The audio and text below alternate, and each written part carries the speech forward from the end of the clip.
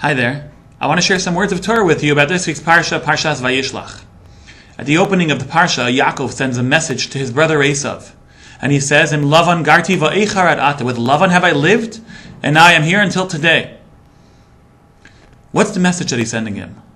Rashi explains.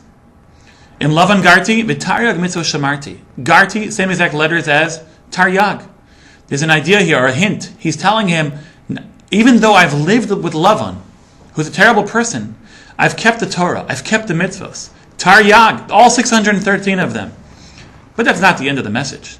Rashi continues, V'lo lamadati mimasav haroim, I have not learned from his bad ways. Let me ask you a question. Once you're keeping the Torah, it doesn't mean that you're not a bad guy? What exactly is happening? What's he adding on to saying that he kept the Torah and performed all of the mitzvahs? The answer is, a person can keep all the Torah, do all the mitzvahs, and still be a terrible person. It sounds kind of shocking. But it's a reality. The Ramban calls it being a novel birshus haTorah. You daven, put on tefillin, keep Shabbos, but your midos are not refined. Your character is not developed.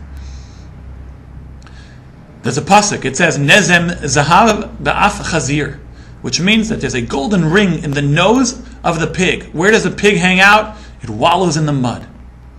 But there's a golden ring, it's precious, it's pure, it's unsullied. But where is it? It's rolling in the mud. This, says the Chidah, is somebody who keeps all the mitzvahs and does all the Torah. But that person has an unrefined character, has terrible midos. Yaakov is at risk. He's living with Lavan, who's known as one of the biggest, most deceptive people in the entire history of the world.